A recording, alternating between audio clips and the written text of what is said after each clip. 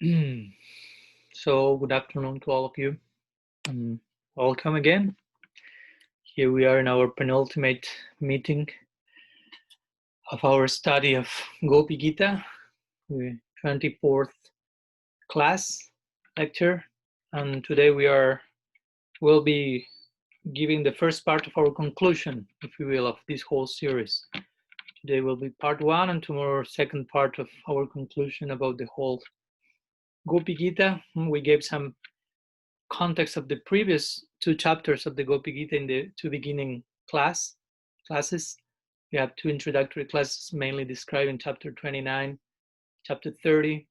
After that, we went verse by verse with chapter 31, the GOPI GITA in itself. And today and tomorrow, we will be finishing our whole series by also giving some review of the two remaining chapters that come after the GOPI GITA, which also are part of the Rasa Panchadhyaya, or the 5 chapters about the Rasa Lila. So today we will be making mainly a review of chapter 32, and tomorrow we will make some summary of chapter 33. But of course, after GOPI GITA, as you know, and before making this review, we saw 2 verses from this chapter, chapter 32, which were somehow or other connected to the GOPI GITA in itself. GOPI GITA had 19 verses, and after that, the 2 very first verses of chapter 32 are also connected to it as an afterthought, if you will, describing how Krishna eventually appeared. So that's what we saw yesterday. So let's make some brief summary of yesterday's discussion. We were studying second verse of chapter 32 of this 10th canto of the Bhagavad, which is again considered somehow or other part of the GOPI GITA, and in this particular verse, finally it is described how Krishna appeared in the gopis' midst. It is Tasama Virabhukchori, Smayamanna Mukhambuja, Pitambara Dharashadvi, Sakshan Manmata Manmata, says Sukadev Goswami. He was speaking to the Raj, and he mentioned then Lord Krishna, after describing the condition of the gopis in the first verse of this 32nd chapter, weeping and speaking, but mainly crying in a very beautiful, melodious way, with great hankering from Krishna here. Sukadev said, then Lord Krishna, with a smile on his lotus face, appeared before the weeping gopis. Wearing a garland and a yellow garment, Pitambara, he directly appeared as one who can bewilder the mind of Cupid himself, who himself bewilders the minds of ordinary people. This was yesterday's shloka, with Krishna finally appearing, finally after so much weeping and crying and praying and so many other things, emotional waves. So he appears, but the gopis are not yet able to see him, commentators mention, because of the profuse crying. So much tears were there that they were not realizing, oh, Krishna is in our midst. So Sukadev is referring here to Krishna's Shauri, as we mentioned. The main meaning of the word has to do with Sukadev being in Manjari Bhav, fully identify with Radha's suffering at this point. So chastising Krishna in the context of Prem, of course, in the context of divine love, ecstatically insulting Hari, calling him Chori, which is the name of Krishna by himself being born in a Kshatriya dynasty, being the son of Vasudev. So you are a Kshatriya, you're not a Vaishya, you don't have soft butter-like heart, you have steel mind, stone-like hearts as a warrior, and that's why you are making my Swamini cry so much. You should have, now you are appearing. You have been appeared, you should have appeared quite long ago. So Tasamabira Chori Smaya Manna Mukhambuja. So Smaya Manna Mukhambuja, he appeared with his lotus face, smiling. So eminently, very specially. So Krishna, it is said that he was smiling for different reasons, if you will, by trying to give relief to the gopis, the suffering gopis, also to try to create distraction according to his so-called fault, that today we will see how there was no fault at all, actually. And now eventually we concluded, well, actually Krishna's smile is never abandoning him. It's always resting on his lotus face. So even though he was smiling, the gopis were crying, were suffering. So Krishna's face was smiling, but Vishwanath Chakravarti Thakur mentioned his heart was suffering also, being empathic with the gopis' condition. So then the verse says, Pitambara Dhara, he was wearing his yellow golden garments. So Pitambara, so we mentioned, it would have been already enough to mention Pitambara to indicate that Krishna was wearing his garments, because that's the name of him, which means he's wearing the yellow garment. So Dhara, which means wearing, in this case was indicating the special way he was having this Pitambara in his body, which was around his shoulders, around his neck, and taking the extremes of the clothes in his hands, like appearing himself like begging for forgiveness, for mercy, appearing as a criminal, and considering himself as such, and with the two sides of the Pitambara, taking them in his hands, trying to dry, to clean the tears from the face of Radha and all the crying gopis, and himself as well. So some Pitambara Dharat Shraktvi, and Shraktvi means he was wearing a garland of forest flowers. So the point is that garland was a garland that Radha gave him before in the Rasa Lila, so he was wearing that to especially highlight her position in the midst of all the gopis, and also to show I'm not leaving you. I always keep you in my heart. Eternal. I'm showing my eternal gratitude towards all of you gopis. You are my garland. Each of you are the flowers in my garland, basically. And the verse finishes saying Sakshan Manmata Manmata. That particular presentation of Sri Hari is described as directly Sakshan Manmata Manmata. He appears directly as the Cupid of Cupids, the one who bewilders the mind of the one who bewilders the mind. So Krishna appeared in a very unique, special, charming feature, which was proportionate to the dedication of the gopis. According to the gopis' love, a particular form of Krishna was carved at that in this particular moment, something to compensate, if you will, for the gopis' extreme affection. So Krishna appeared in an extremely enchanting way, like the ultimate Cupid, original one. That's why the Rasa Lila is also called Kambijay. Krishna is conquering Cupid, who is conquering everyone on this world. And we narrated the story how Cupid wanted to infiltrate in the Rasa Lila and throw some flower arrows there, but he was actually arrowed. He was shot eventually by his own arrows and conquered by Cupid. Krishna, which also receives the name of Madan Mohan, which is the one who conquers Cupid, or Madan Gopal, the one who is a cowherder, but Cupid at the same time. But interestingly, also Cupid is being cupidized, if you will. Radha has her own cupidity, so Krishna also is receiving flower arrows. So in this way, Manmata could refer to Radha being Manmata of Krishna, or of course Krishna also being Manmata for Radha as well. So these are the ongoing dynamics of love. So basically that's something about what we were seeing yesterday. And of course, we just mentioned that Krishna appeared, but nothing else. The gopis are still unaware of his presence there. So what will happen after when Krishna appears, how Krishna reciprocates with the gopis' song, how the gopis react to Krishna's appearance, how Krishna explains himself regarding his disappearance, how the whole Rasa Lila will conclude. So today we will continue with this to a certain degree by discussing the remaining 32nd chapter of the 10th canto. It will be from verses 3 to verses 22. We already studied verses 1 and 2. So we have from verse 3 till the end of the chapter we will see today, not verse by verse, one by one, of course.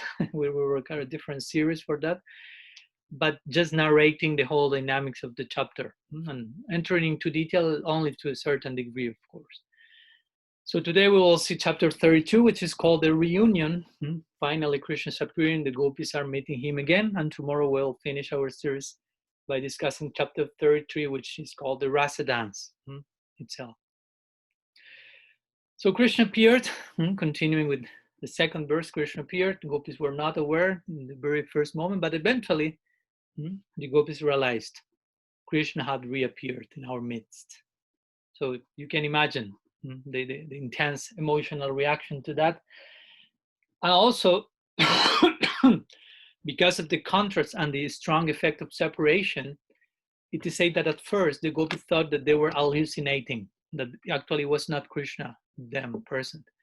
And it happens always to the gopis.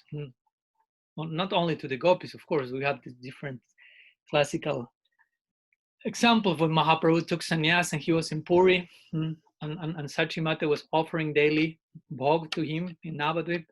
And Mahaprabhu himself was going there and eating the whole offering, but Sachimata was thinking, I think I'm hallucinating, I'm going mad in separation from my beloved, because the whole offering is empty, so it seems that I never cooked anything. So I will cook again. So she cooked again, and every time Mahaprabhu went and ate the whole offering, but she thought I'm going crazy only. But eventually Mahaprabhu sent a message to her and say to the devotee, tell Ma that every time that the offering disappears, it's me going there and eating them it all. So I'm there. She thinks she's going mad. She thinks she saw me, but it was hallucination. She thinks she never cooks, but she actually cooked and I ate it all. So we see, in this particular expression of Vipralamba, Viraha, Bhakti, this type of expressions comes here. The same, especially with the gopis and Krishna. Radha meets Krishna, but after the separation, she may even feel, Anurag implies this idea. Every meeting with Krishna feels like the very first one. So the point is that after that meeting, in separation, you will feel, I've never met Krishna at all. It's difficult to imagine that subjectively, but that's going on in the eternal, ongoing dynamics of love. So here, the gopis had been with Krishna again. Krishna disappeared. So they were thrown into the ocean of separation. And Krishna reappeared, but they were doubting. It's really Krishna? It's himself, Krishna? So this is the very first meeting between Krishna and the gopis. We will see in other sections of the Bhagavad, eventually, as their relationship develops, their intensity of their union will develop, and their intensity of the separation will develop further to points that the gopis may even doubt that they have ever met Krishna before in separation to him, and so on. But here, in this particular point, Krishna is reappearing. So the gopis at the very first moment were doubting about their vision. They thought, we are maybe just we are hallucinating, we are going mad. So eventually they get to see Krishna. Remember, in the very first moment, their tears were not allowing such a darshan. So they saw him, they doubted about the darshan, but eventually they confirmed, no, it's not hallucination, he's there. So they were all of them falling in the ground, crying, about to die, as we said. So they stand up, because Krishna was there in their midst, standing up, looking at all of them, again, smiling in a very charming posture and presentation. So the gopis, all of them stand up and started to look at him in a very deep way, wide way, like if their prana, their life air will have returned to them, basically, because Krishna was their prananath, the Lord of their lives. So the pran came back, the prananath came back, the pran came back. Prananath is not there, Praneshwar is not there, pran is not there. It's with him whenever he went. So in such a condition, they were just about to die. So when you are in such a condition, generally, no matter what happens, you will continue in that condition. But in this particular case, they regained their life. Guru Maharaj mentions that in his Aesthetic Vedanta, which today I will be quoting quite a lot. Guru Maharaj mentioned that had anyone else come, even a respectable person, the gopis would have remained still and lifeless. For Krishna alone was their bare soul. And without him, of course, they had no life, they had no love. So now they regained their life, they regained their love, so their eyes were opened wide. And Guru Maharaj mentioned their eyes were indicating their inner passion, almost unblinking eyes. So their inner rag, their inner desire, their calm was being shown by these wide opened eyes when the gopis were drinking the beauty of Krishna's reappearance.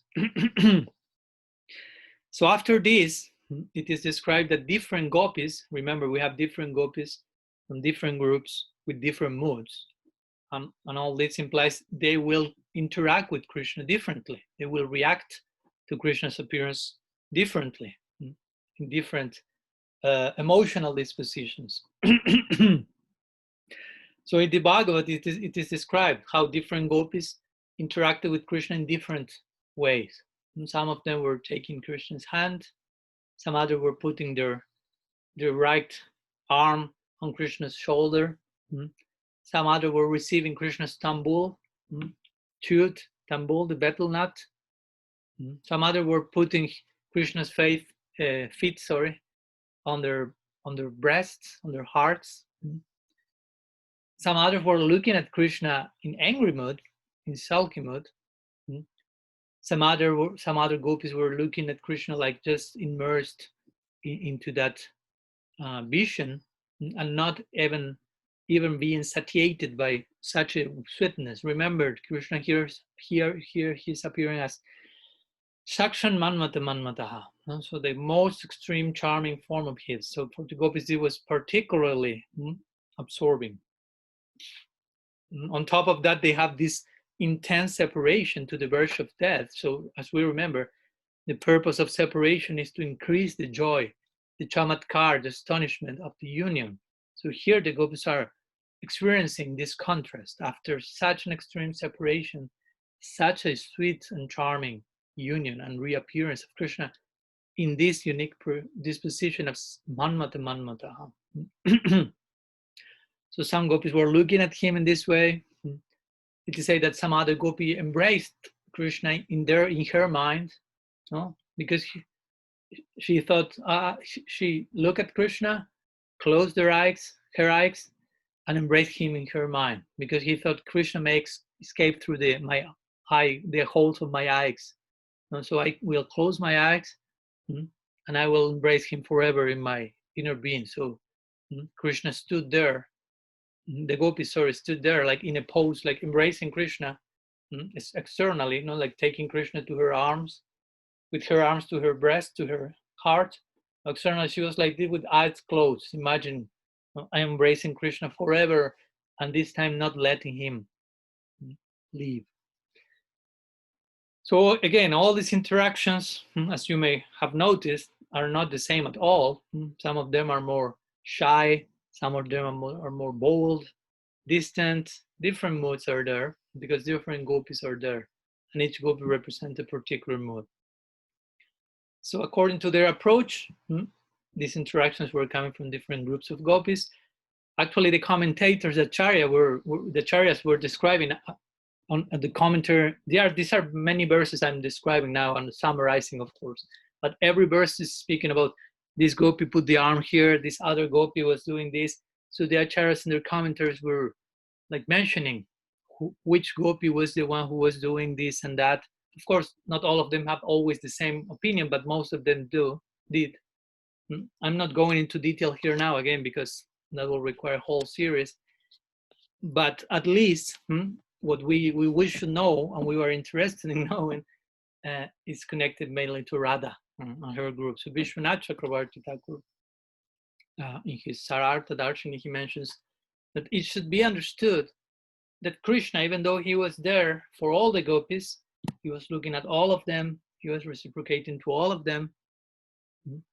He was giving his full glance and attention only to that gopi, which is Srimati Radha Thakurani. Who was that gopi, says Vishwanath Chakravarti Thakur? He was giving his attention only to that gopi who was glaring at him with furrowed brows, like in sulky mood, and did not divert himself to anyone else at all. So Radha was in Manini, in sulky mood, looking at Krishna from her particular stance viewpoint. And Krishna was particularly captured, of course, by Radha. Over and over again, we have to remember, all this Rasa Lila is in order to celebrate the glory of Radha's love.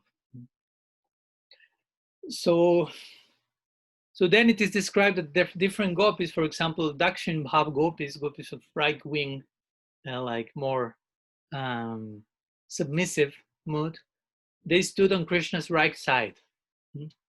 They are right wing gopis. So they were standing on Krishna's right side, with that indicating their submissive nature. There is a symbol in all this, being on the left, on the right, and so on.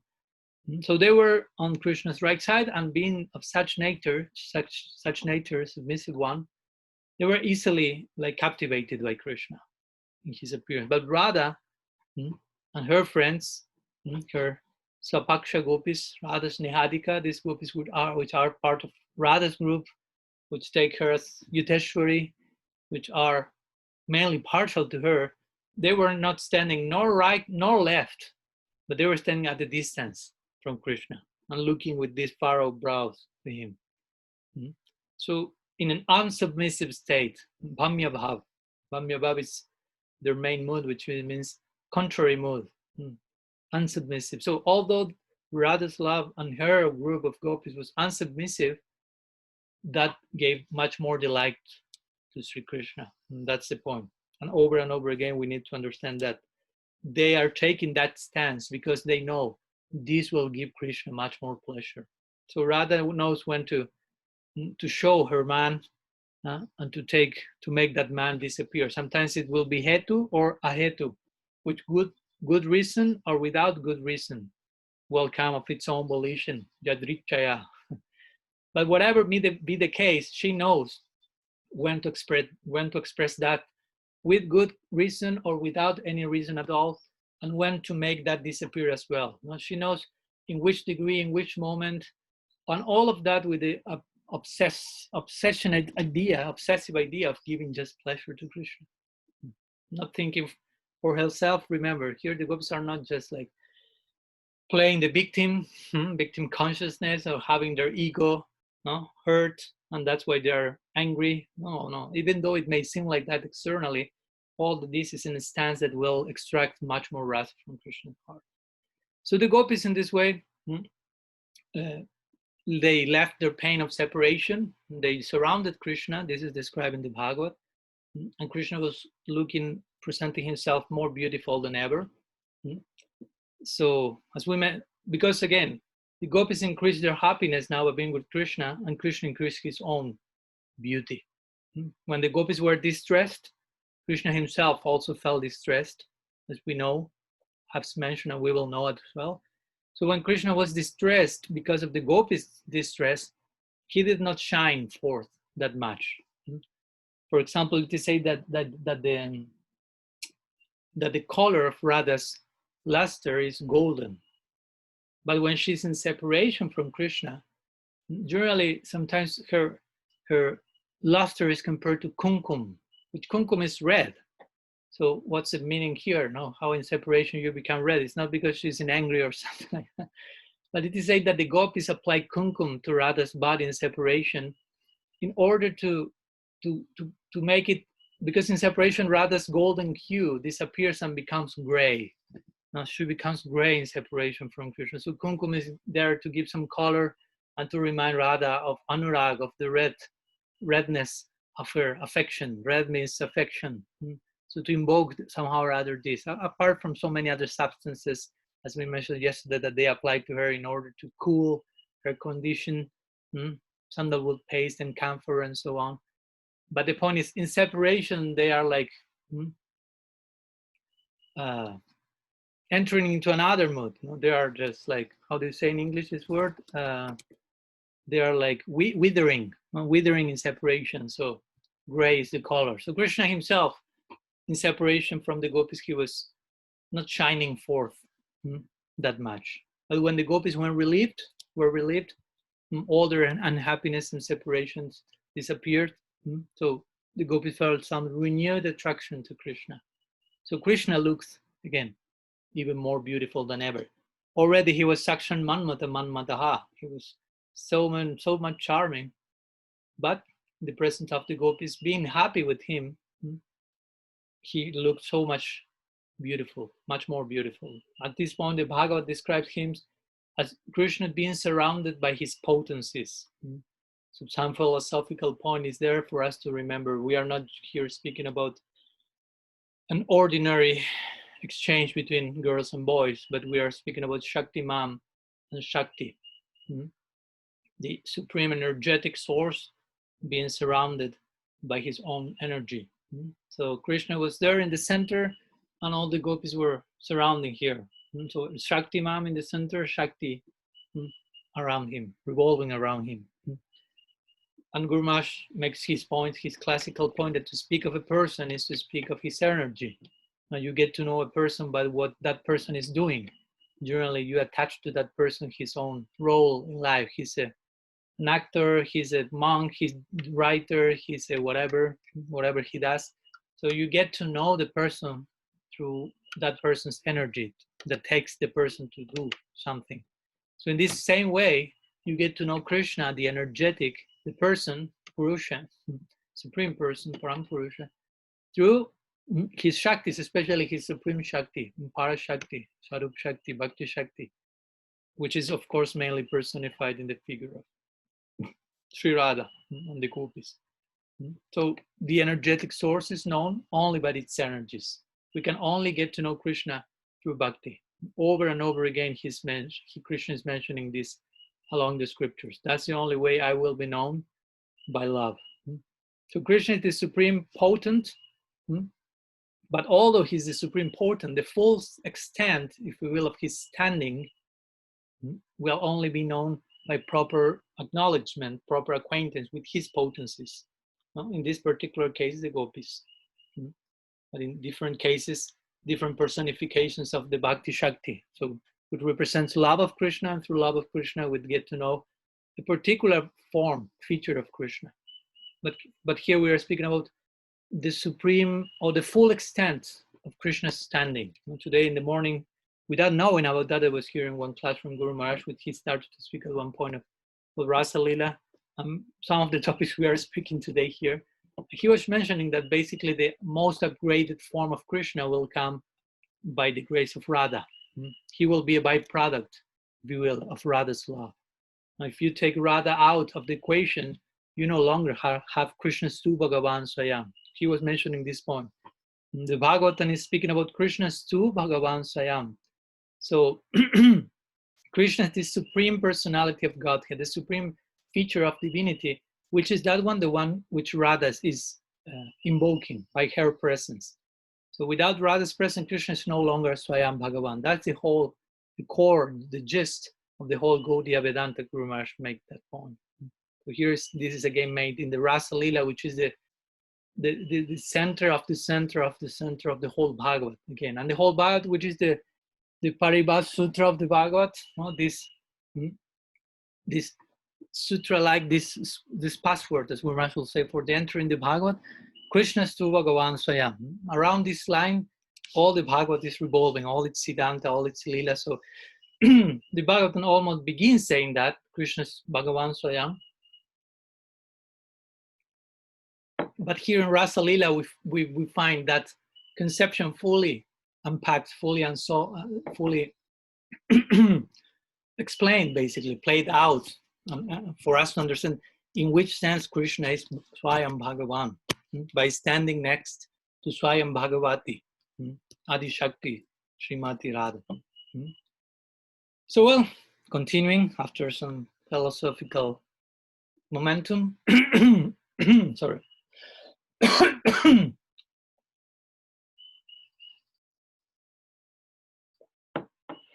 Krishna then took the gopis with him to the bank of the Kalindi. They were nearby the Kalindi, but Krishna is taking them now. They are following him. So again, the perfect environment and stage is there. And the breeze is being carried. The breeze is carrying, the aroma of the Jamunas, lotus flowers. The forest flowers are there, bursting into bloom. All of them creating a whole symphony, accompanied by intoxicated bumblebees humming with their different particular sound in the spotlight of the autumn moon. So we have to remember in which stage we are in. A very unique and ideal scenario for romantic love, romantic drama, Lila. So something that also sometimes is poetically described is that all that had transpired thus far in preparation for the rasa dance cost time to lose consciousness. Time itself enter into pralaya. Pralaya is like devastation, self-forgetfulness, death.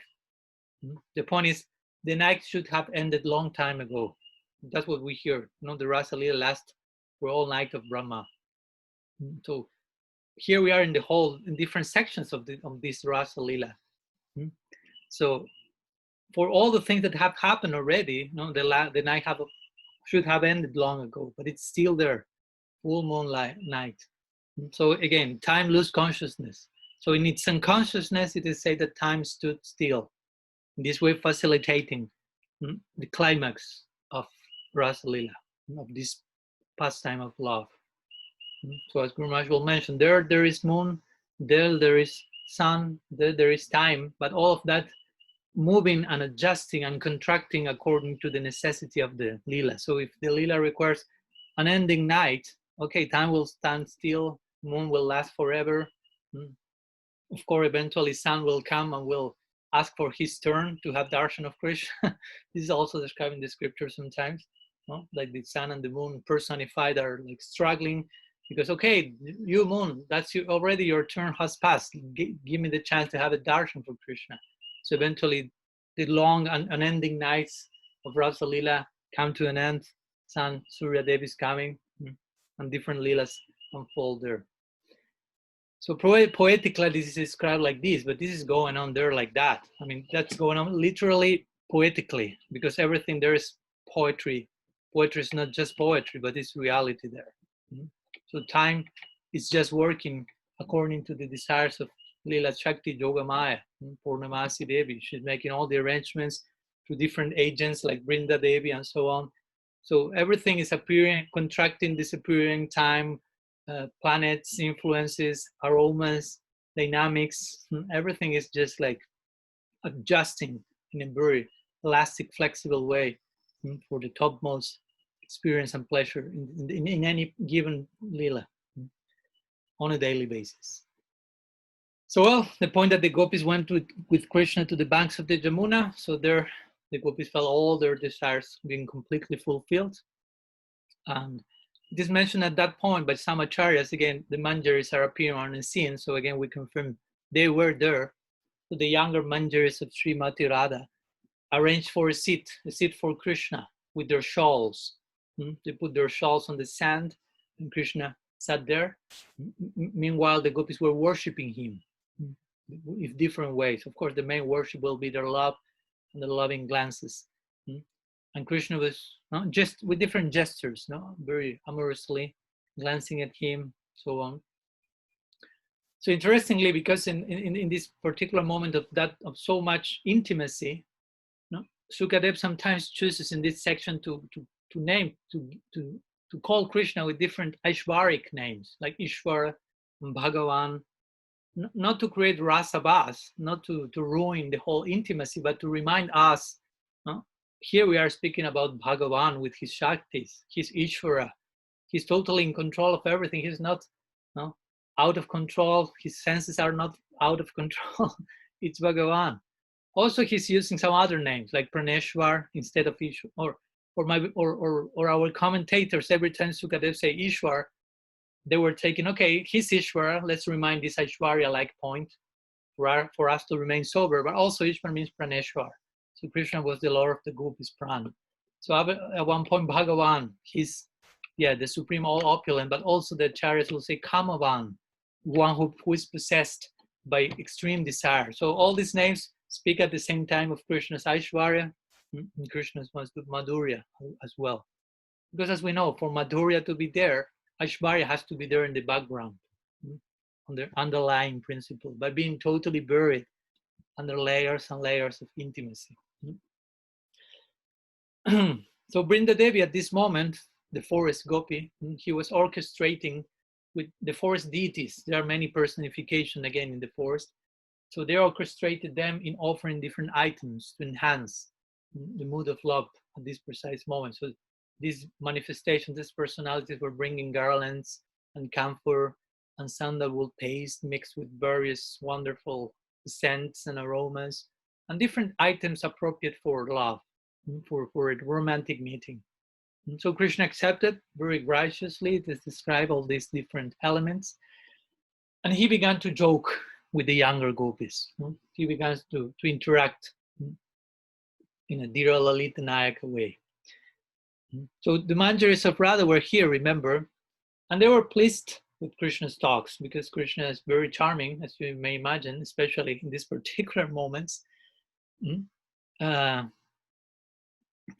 anyhow, they indicated that before the Ras dance could proceed, because remember, Rasa dance started and it was like abruptly interrupted by Krishna's disappearance and Radha's disappearance. So most of the gopis were thrown into an ocean of agony, eventually Radha herself. So now Krishna reappeared. So we might think, okay, so let's recontinue the Rasa dance, the Leela. But the Manjaris, Bhagavatam is not saying the Manjaris, but some commentators mentioned these were the Manjaris who were pleased with Krishna, but also they mentioned to him, before proceeding with the Rasa Leela, you need to explain yourself, they said to Krishna. So here we enter into a very interesting section also of this chapter of the Bhagavad. So the Manjaris were using a very clever speech, concealing their inner motive actually. So these Manjaris were asking Krishna to answer a riddle. So they say, before the Rasa dance could proceed, we have a riddle for you, and through which you need to explain yourself. So the riddle has to do with the nature of love. So actually, here the gopis want to know which type of lover Krishna is. So there will be, in the context of a riddle, they presented their points. Wanted to understand, why did you disappear, basically? That's the whole background of the situation. They wanted to understand Krishna's disappearance. So the gopis asked about 3 types of lovers. But we will see that Krishna replied to them describing 7 kinds of love, and thus of lovers. And eventually he described the nature of his love for them, which didn't have to do with any of these categories, revealing in that way how he is a lover, a different lover of his own category, but especially and more importantly, and that's where the chapter will finish, Krishna, by doing all this, was revealing the glory of the gopis' love. So we'll analyze this in detail a little bit more, because this will be mostly the remaining of this chapter 32. So the gopis questioned Krishna with the intention of understanding his love for them, actually. And so they mentioned 3 types of lover, asking this riddle to Krishna. Where do you fit here? So 3 types of lover. First one is the one who loves others only when they reciprocate. The second one is those who love others even when they do not reciprocate. And the third one, as you may imagine, is the one who do not reciprocate in either case. One is reciprocating, the other one is giving, the other one is not reciprocating. He's loving, when there's no reciprocation, and the third ones are not reciprocating in either case. And so Krishna replied to them. He explained, well, those who love only when others reciprocate, he said, actually, they do not love at all. This is more like a merchant stuff. Now, if you give me, I give you. So this love, Krishna implied, is selfish love. So to say selfish love, it's an oxymoron, so it's not love at all, basically. Secondly, those who love, even when they get nothing in return, they are merciful and they are loving in accordance with Dharma. They are indulging in selfless love. And those who do not care for the love of others, or for those who do not love them, basically, there are 4 types actually. So Krishna here is expanding the whole thing. So he mentioned 4 types in this category. He said the materially fulfilled, the ungrateful, the envious, and the self-realized. So for different reasons, all of them do not reciprocate in love. I'm not going into full detail about the implications of each particular category. This will take some meetings, basically. But basically, Krishna is expanding the idea, the original idea of the gopis.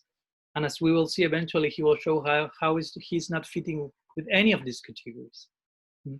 So Krishna is saying all this, and eventually he's explaining why he's in a category of his own and why he acted that he acted with the gopis. So Krishna's own answer, and Krishna's own category of lover, appears after this. So Krishna says to the gopis, well, the reason I do not immediately reciprocate the affection, no, of living beings, even when they worship me, O gopis, and Krishna is saying this in the Bhagavad, is that I want to intensify their loving devotion. So this is the main point here. When someone has love for me and I'm not reciprocating for a moment or for a certain time, I will, but not now. The effect of that disappearance of me intensifies their love. So if I love you, the point is I want the best for you. So what's the best thing that I may wish for anyone? Love. That's the topmost currency. So if I will love someone, if I wish the best for that person, and I wish because I love him, her, I will desire, may your love increase. That's the best thing you can wish for anyone. May your love increase. May your love for Krishna increase, specifically. So Krishna was thinking like that. I love the gopis. I want their love for me to increase. So the best way to do that is by disappearing. Externally, it seems I'm cruel. I'm throwing them into an ocean of agony. But actually, what's going on is that their love is reaching new heights, even as we will see, unknown to me. So actually, he's being affectionate to them.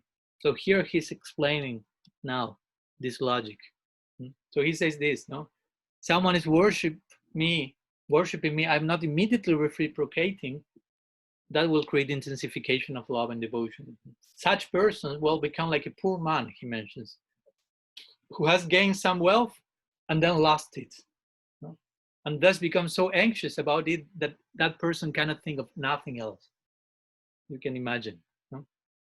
If you win the lottery, you are poor. You win the lottery, you are in ecstasy. You lose the ticket for the lottery, you go mad. I heard about the case recently, a person killed himself because he lost the ticket for receiving the money.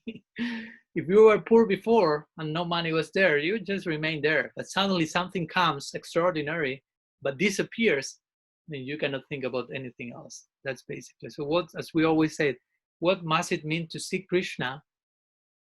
What must it mean? And what must it mean? What should it be to stop seeing Krishna after seeing Krishna? This example is always given, no? Like always given, like the thunderbolt in the darkness. After the thunderbolt, everything becomes more darker, and you cannot just think about anything else about that shining thunderbolt. So Krishna is compared sometimes. Of course, he's compared as a black cloud and Radha to a thunderbolt, and the two of them intertwined. But sometimes Krishna's appearance and disappearance is compared to that of the thunderbolt. Or I don't know, some other example we may give is like if I have something in my hand and I tell you, but my hand is closed. So do you know what I have here? Do you know what it is? And you will be eager to know. But the point is, when I open my hand and show you, all eagerness will go away. And we already spoke about the importance of eagerness in fueling loving devotion. So this is ongoing dynamics. No? As we remember, humility, eagerness, mercy, all of them acting as cause and effect, if you will. So how to maintain the eagerness, how to feel it. So Krishna thought in this way, if I'm always with you, he thought, thinking about the gopis, there will be no utkanta, no eagerness in your prem. Your prem will be quiet. You won't have like undulations. It will be shanta, like peaceful prem. But we are not after shanta rasa. We are not after Vaikuntha, the attainment of mere peace. Peaceful prem with no waves. That's not Krishna's standard. That's not the Gopi's standard. So Krishna thought like this. If there is no extra eagerness in you, there will be no waves. We won't be able to ride the waves of prem. So I want to taste prem. Krishna is Rasika. He's a great relisher. So he wants to taste something in particular in terms of prem. And of course, thus make the other ones taste that as well. So Krishna thought at this point, I want to taste prem, a type of prem which is like a sea with many waves, not like a calm lake, like a river with a strong currents.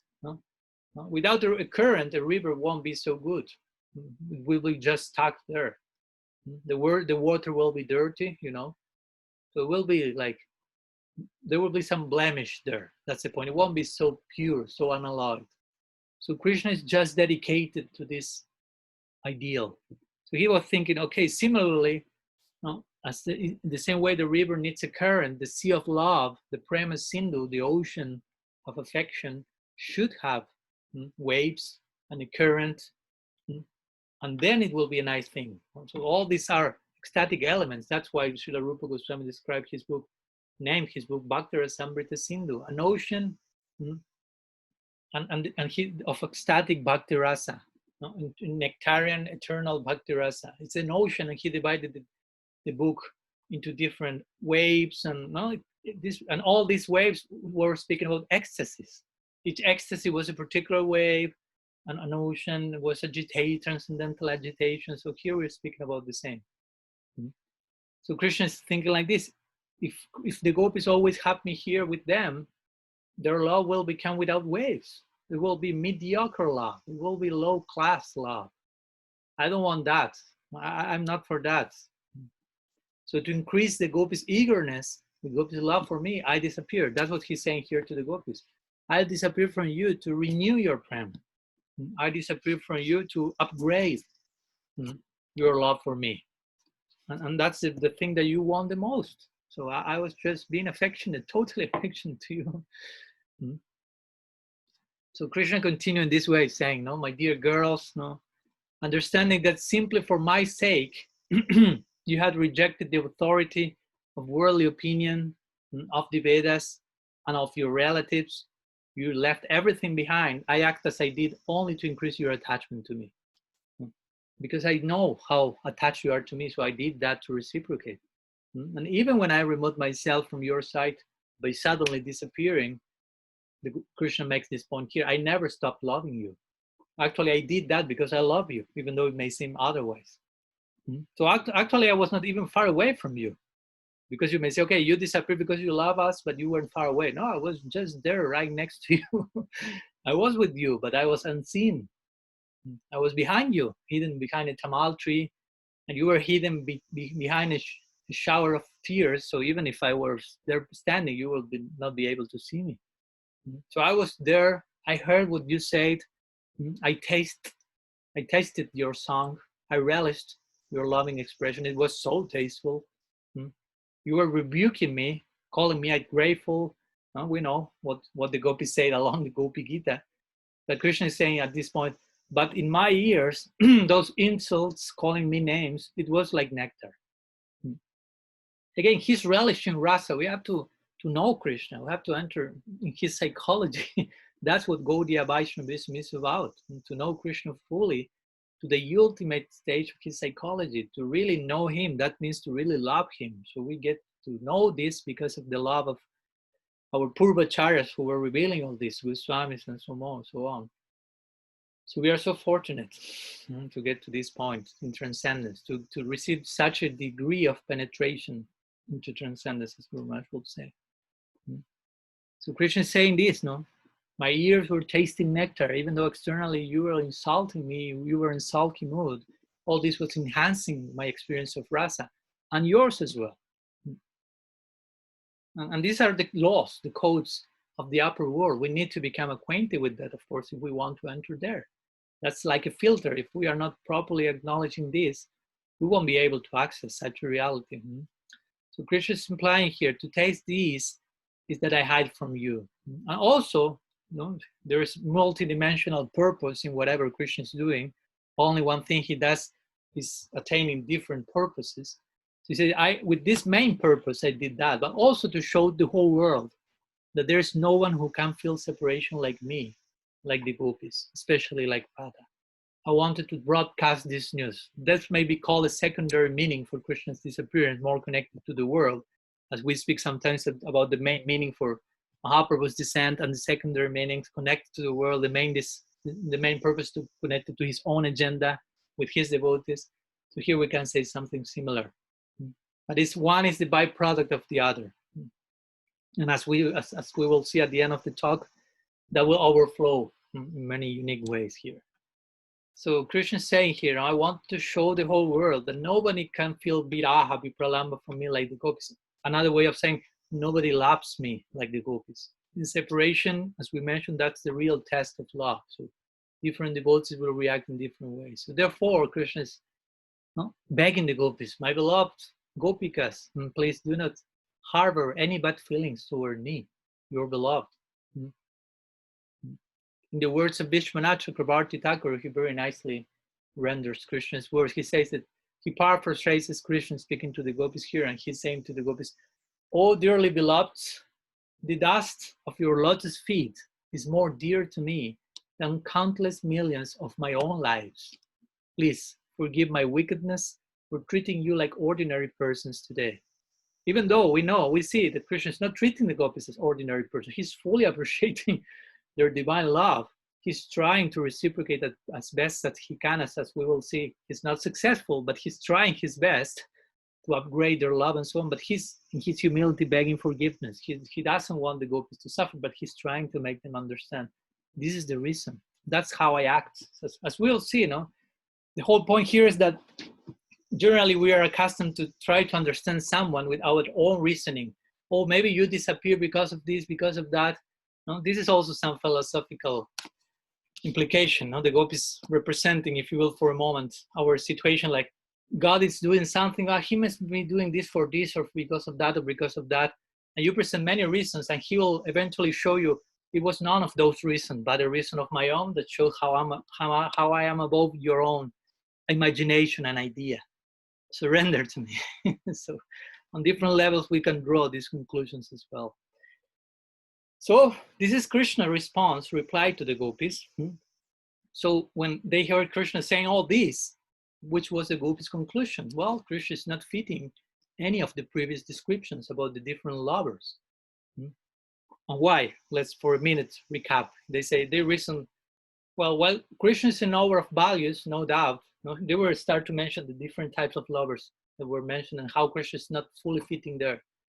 The reason Krishna is a knower of values, and thus he might love for the sake of reciprocation, but at the same time Krishna is righteous or dharmic. Thus he's neither of these two fully. Nor he could be described as materially fulfilled or self-satisfied, Atmaram, in this context, because he had called the gopis in the night. For him, he had called them to him on the night. He had some desire, transcendental one, of course. Also, since Krishna returned, eventually he was not ungrateful, and he was explaining himself. He was not ungrateful, nor he was envious. That was another category, envious of his superiors, because there is no one superior to him. So considering all this, the group is putting all these arguments, they were forced to conclude Krishna is in a class of his own.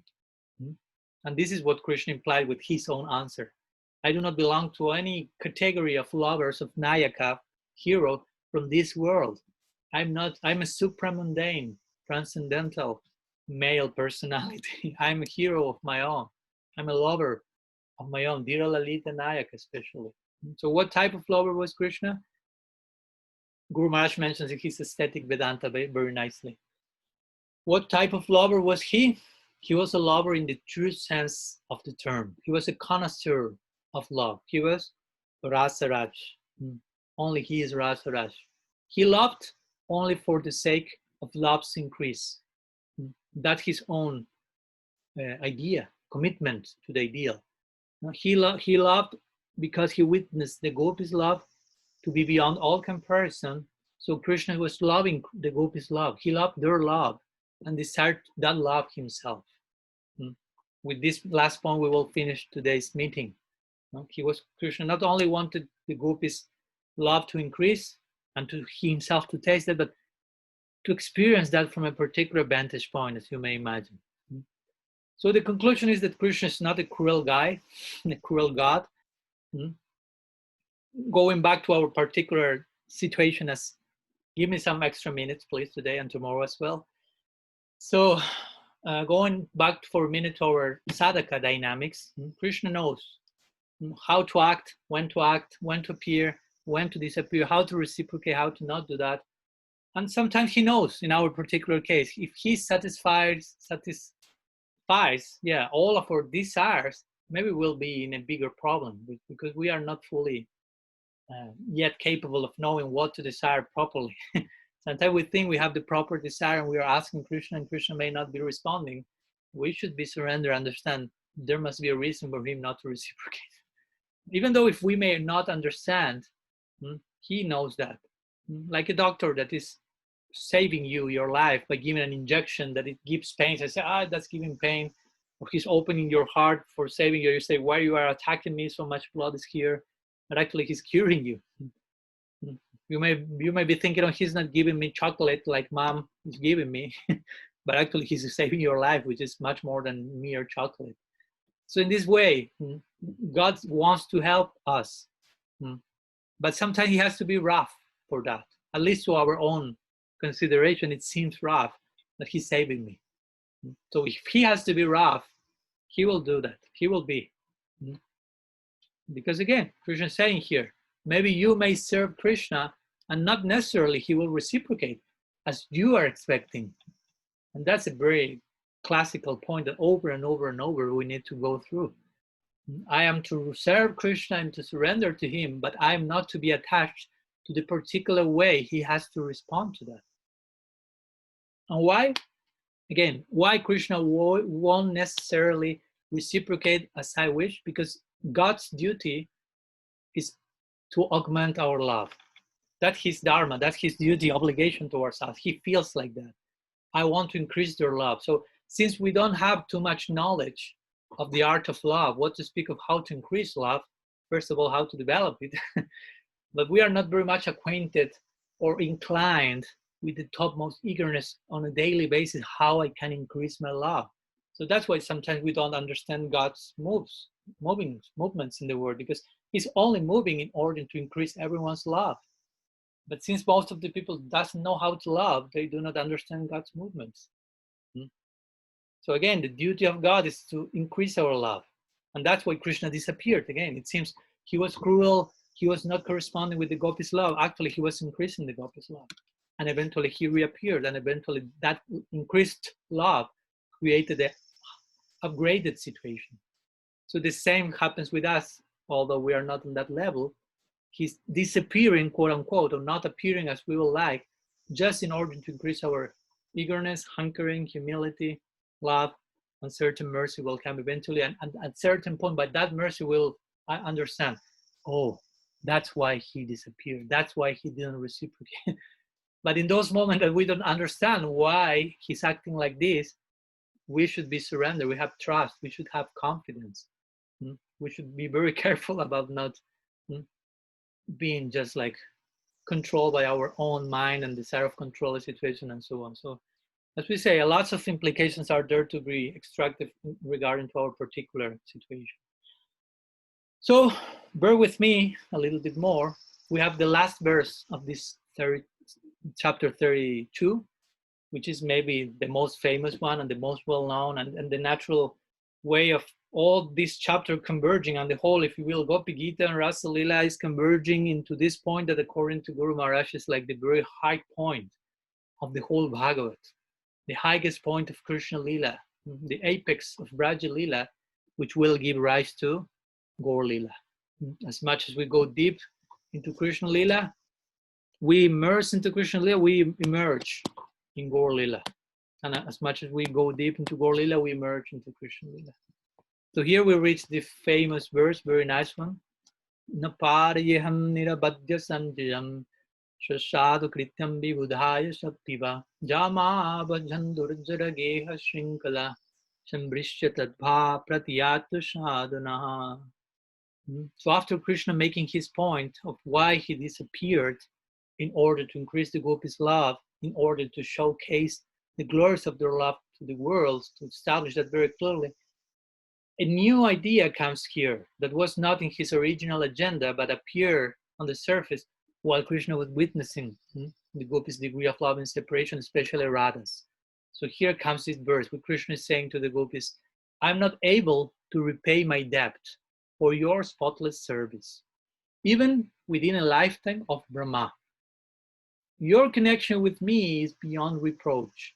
You have worshipped me, cutting off all domestic ties, which are difficult to break. Therefore, please let your own glorious deeds be your compensation. So this is a very historical moment in the life of the Absolute, a very emotional moment in the Bhagavad, where Krishna is accepting his defeat in the Gopi's love, in the face of the Gopi's love. He's appearing here to reciprocate with them, but he eventually accepts, I cannot reciprocate. Your love is above myself. Love is above myself. So Krishna here is contradicting himself according to what he says in the Bhagavad Gita. He said, Yayatamam prapadante tamstatai babachamyaham mamavatmanuvartanti manusya partha sarvasaha. There he said, as you surrender to me, I reciprocate. He says there.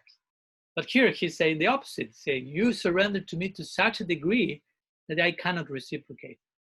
I'm not able to give something back to you, because what you already have for me is something that I'm not sure what's that. I don't know that. I want to taste that. What's that? Who am I? As Kunraj will say, Krishna at this point is entering into full existential crisis. He's witnessing such a degree of love in the gopis that he realized, oh, God is above God. Love is above God himself. That's why in Gaudiya Vaishnavism we are worshipping love of God, above God. Or we worship that God, which means God being totally captured by love. That's Krishna. Krishna is not God in one sense, in Bhava sense. He's no longer God. He's something more. He's an upgraded version of divinity when he no longer remains a God. He's God beyond God. God fully in love. That's Krishna. So mainly, instead of worshiping God, when we worship Krishna, we are not worshiping God. We are worshiping love of God, which makes Krishna to be who he is, which makes Narayan appears like Krishna, if you will. So that's our religion. We are worshippers of God. That's what God himself is worshiping, worshippers of love. That's in his altar. Prabhupada will say, most religions teach God is the ultimate worshipable object. But we are teaching who is being worshipped by God, who is in God's, Krishna's altar. So here Krishna is recognizing, I cannot repay you back.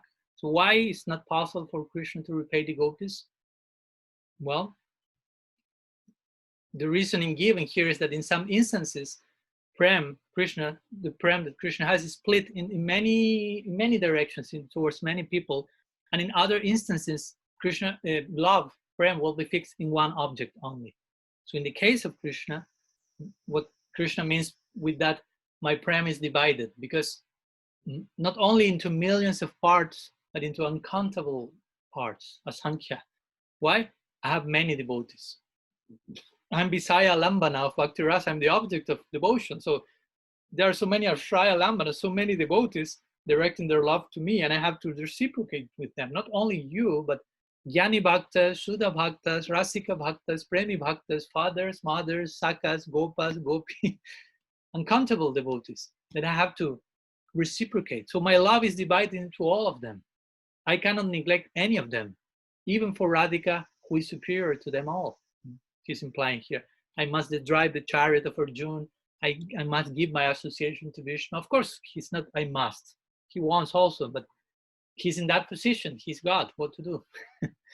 So I must be Parthasarathi. I must give my Sangha to Bhishma, to Prahlad, to other devotees. So my love is divided into many fractions. But Krishna is saying here to the gopis, but your love to me, for me, is one-pointed, ekagraha, only one direction, unalloyed, exclusive, ananya, without any other object division, no, not fully branched. So my point is, Krishna is implying here, so you are giving all your love to me, and there is none of that love left for your children, your husbands, what to speak of others, your mother-in-laws.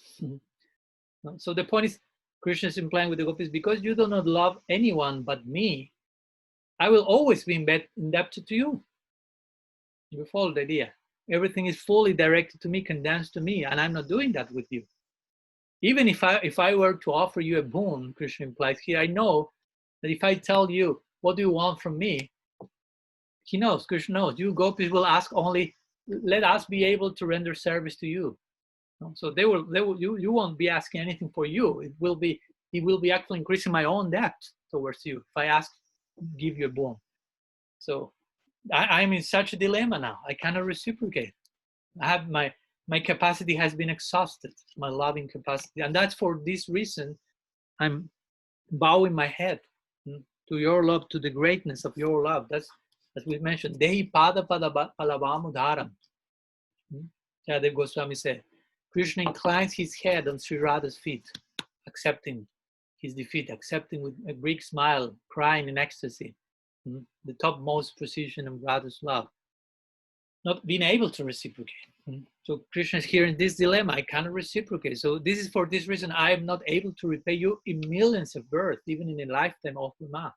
As much as may try to do that, my debt will only increase.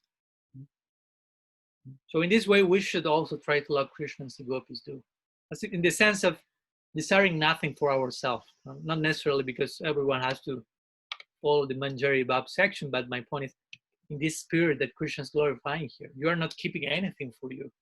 Whatever comes to you, immediately put that in my service. Everything, whatever comes from me, from anyone. So this full selflessness to the extreme. Self-forgetfulness, selflessness is love. Even though, as we mentioned many times, it appears at apparent selfishness, apparent lust. This is the nature of love, prem, and particular this prem. The nature of prem is that by nature it tends to hide itself. So love is a secret, Rajavidya, Rajaguhyam, is a topmost secret, private affair, if you will. So generally in this world that happens like that. So too, what to speak of the highest love by the gopis is kept hidden in their hearts, in that chamber. So the selfless nature of the gopis' love should be verbalized. If that should be verbalized by them, as we mentioned, the love will be diminished in stature. So that's not fully expressed directly. So rather than verbalize the truth of their love, what the gopis is doing here, they just do the opposite. They're not overtly expressing their love for Krishna, but they are speaking and they're acting as though they are selfishly motivated. That's it, how love hides itself. That's why it's so difficult to understand love if you are not loving actually. And to go deep into Radha and Krishna, love and Leela.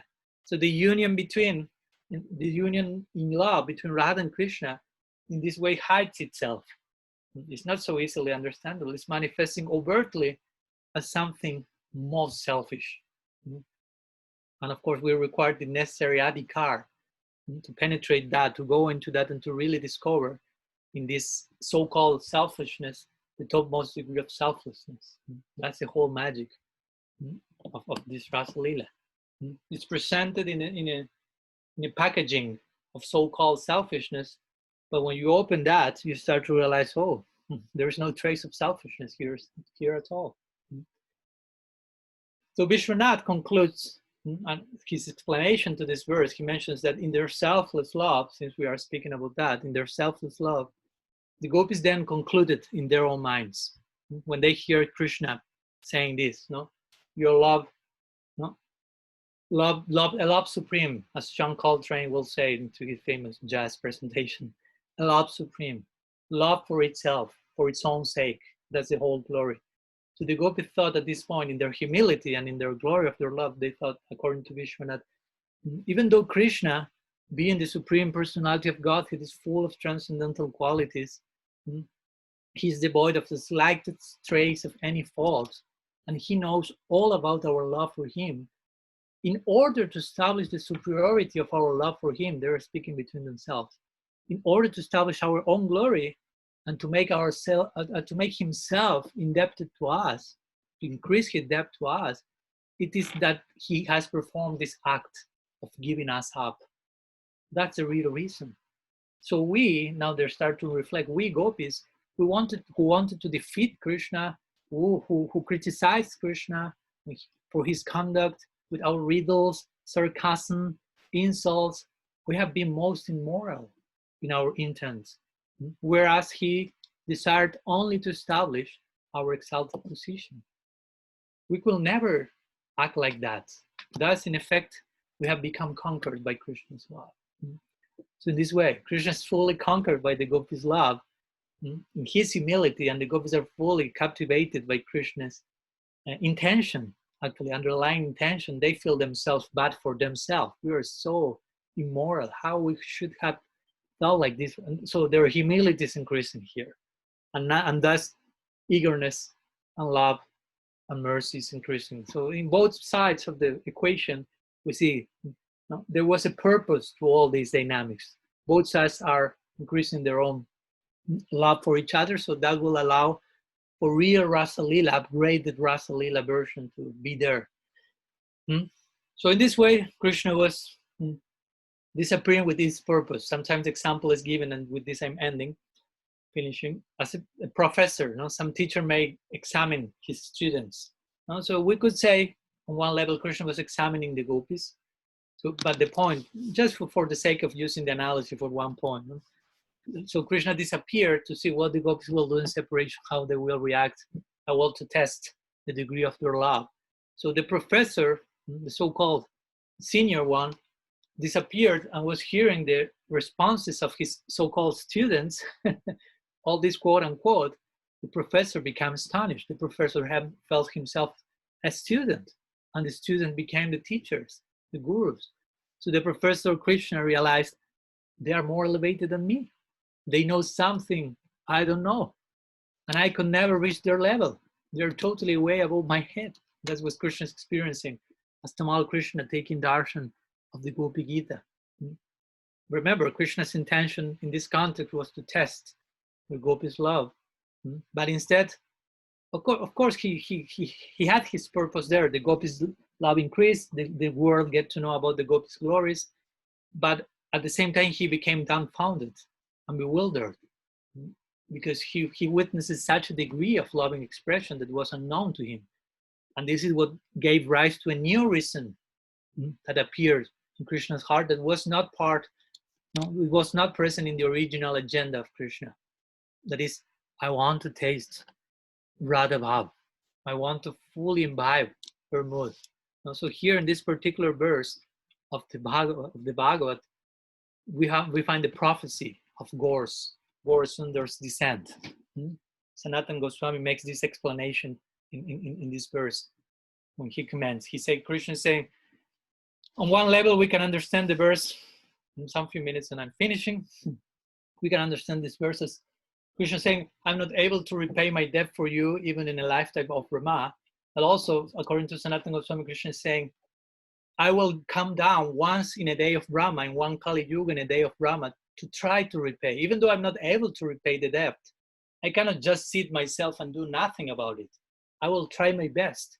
And how will I try my best? I will try to make devotees for the gopis. I will try to chant the glories of Radha. I will appear in the form of a sadhu to reciprocate the gopis' saintliness, sadhuness.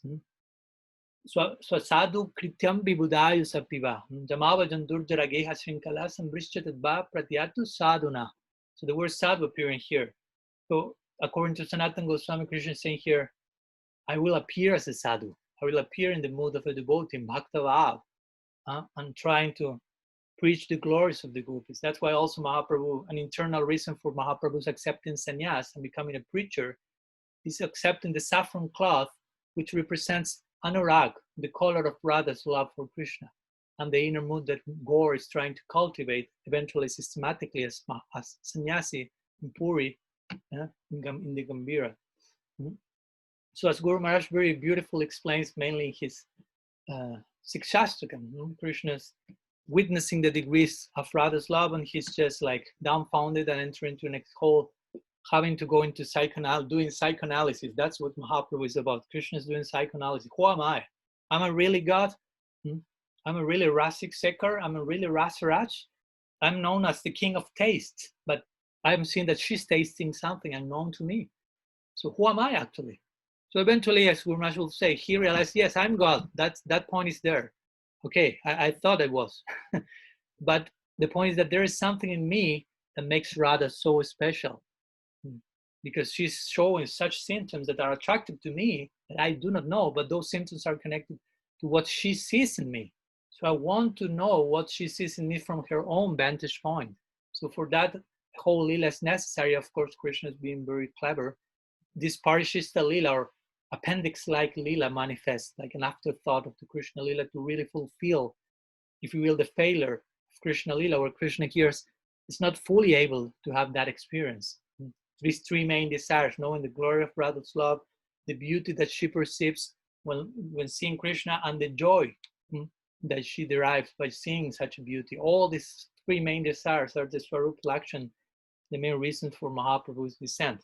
So in a very esoteric way, just according to the reading of the Goswamis, it's not that every person will read this verse of the Bhagavad and say, oh yes, Mahaprabhu is here. But for us as Gaudiyas following the Goswamis lead, we will find Mahaprabhu here in this very most important section of the whole Bhagavad. Again, we are here at the topmost apex of the Bhagavad, and there the Gopi Gita is fully blooming into the form of Gaur Lila eventually. The topmost love of Sri Radha makes for the appearance of Mahaprabhu, Krishna himself trying to enter into Radha Bhav. So some words I wanted to share you today about this remaining section of this chapter 32.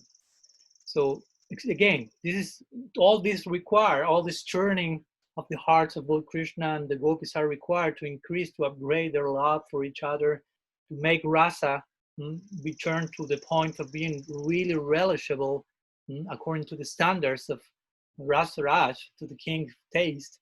So real Rasa Lila can begin and be worthy of such a name. So that will begin in the next chapter. In chapter 33, Rasa Lila will restart and be expressed into the full degree of loving experience. So that we will be seeing tomorrow in our last meeting. So thank you very much for your time. And I don't know if you have any questions before finishing.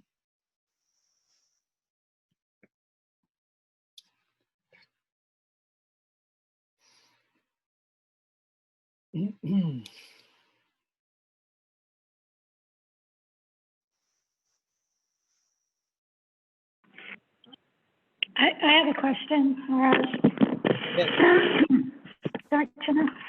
Can you hear me? Yes. Okay. I've never heard that verse about not the Napariham, but the verse where they're asking, what kind of lover are you? The riddle that was asked. That was the Manjaris asking that. Where is that? Where can we find that? I mean, you are asking me where can we find the verses where the gopis are asking Krishna about which type of lover is he?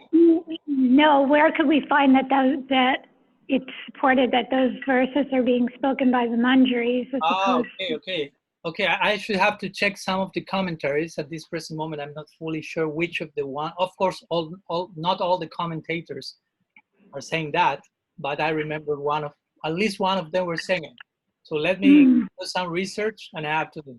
But of course, it will be between Sanatana Goswami, Jiva Goswami, Vishwanath Chakravarti Thakur, mainly, and some others maybe. Maybe even Guru Maharaj is the one mentioning that in the Static Vedanta. But let's do some research, and maybe tomorrow we can reconfirm that. Yeah, that would be really good.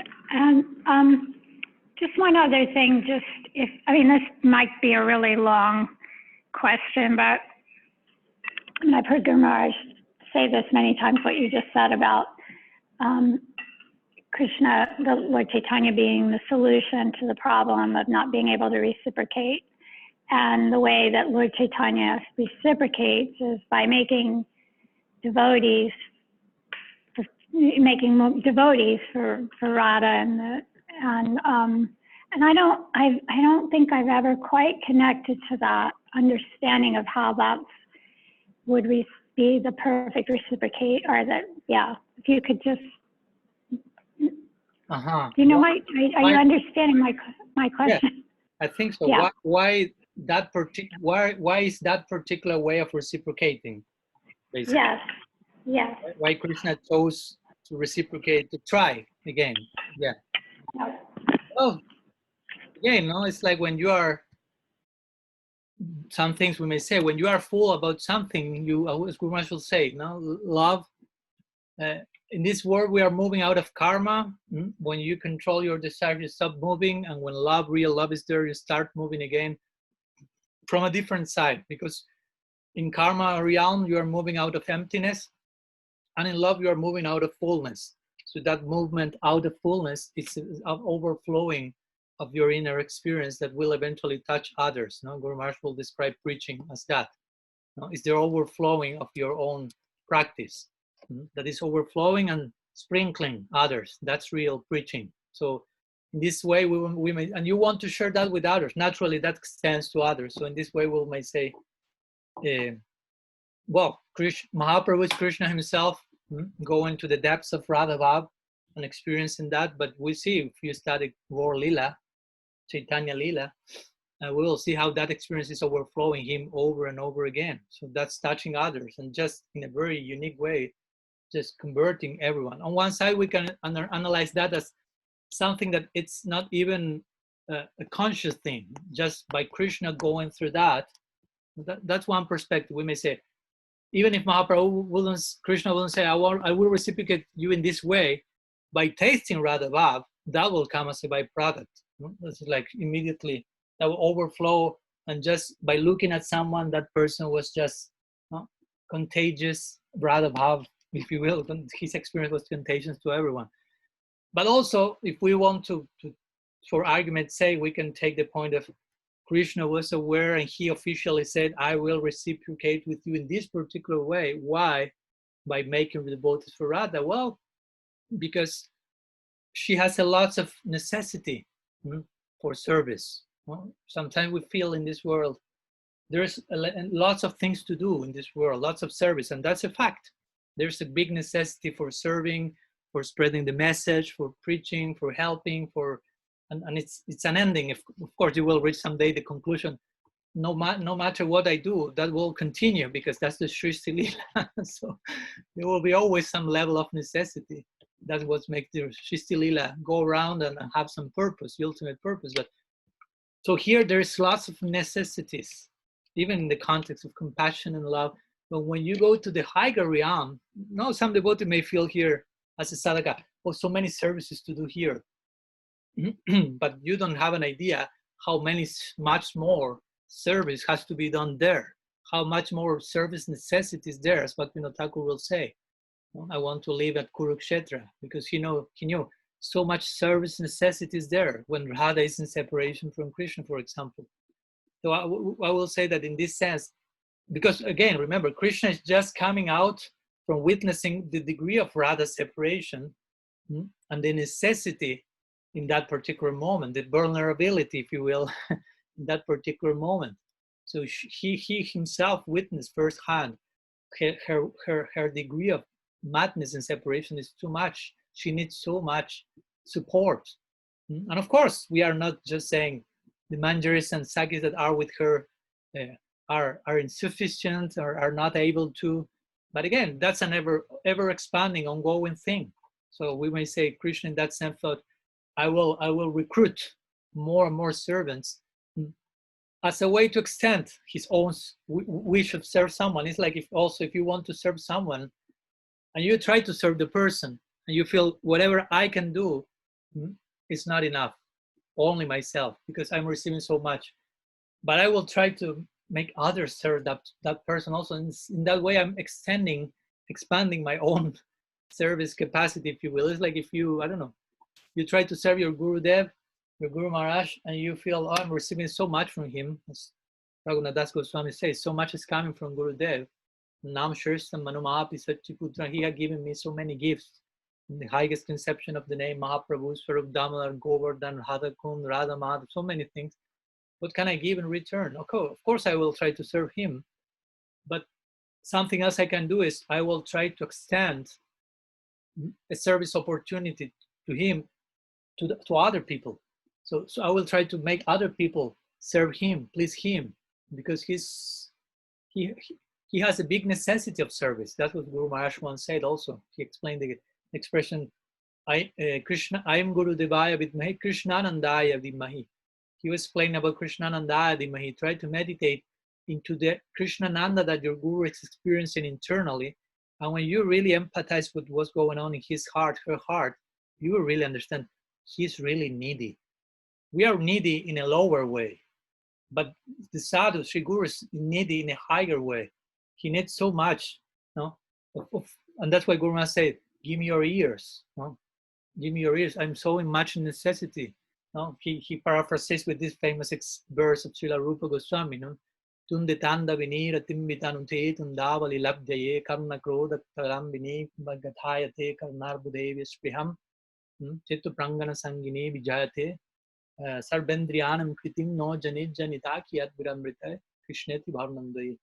Rupa Goswami asking for thousands of years, millions of tongues to be able to fully make justice of the nectar of the two syllables Krishna. So Guru Maharaj was once said, Guru is in the same desperate situation. He's very needy. He's in need of many ears, many tongues, so he can pour his own heart, extend that to others. He's feeling something that overflows him, and he needs proper recipients, so he can extend that. So we as disciples are trying to qualify ourselves, our ears, our tongues. And since we only have 2 ears and 1 tongue, we try to extend that opportunity to others. So there may be other ears and tongues, so that person may find some relief, no? In their ecstatic, transcendental dissatisfaction. So having all these considerations in mind, I will say that Krishna was like committing himself to preach above the glories of Radha Bhav.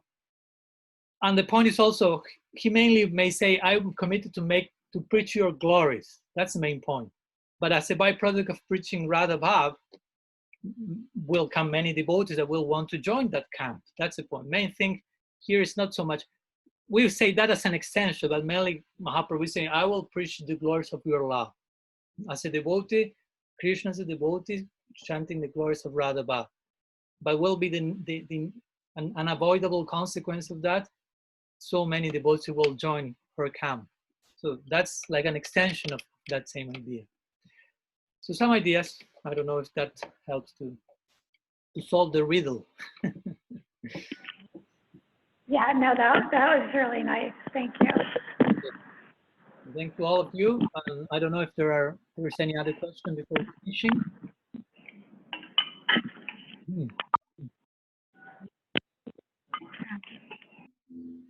Okay, so we'll finish here. Thanks to all of you for your time and presence. Srila Gurudev ki jai. Shriman Mahaprabhu ki jai. Shri Harinam Sankirtan ki jai. Shri Gaur Hadamal ki jai. Grantaraj Srimad Bhagavatam ki jai. Shri Gopi Gita ki jai. Gaur Bhakta Vrinda ki jai. Gaur Premananda Hari Bol. Kalpatarubhyascha Kripa Sindhu Devata. Aditanam Pavanebhyo Vaishnavebhyo Namo Namaha. Nanta Koti Vaishnava Vrinda ki jai. Padmanabha Swami ki jai.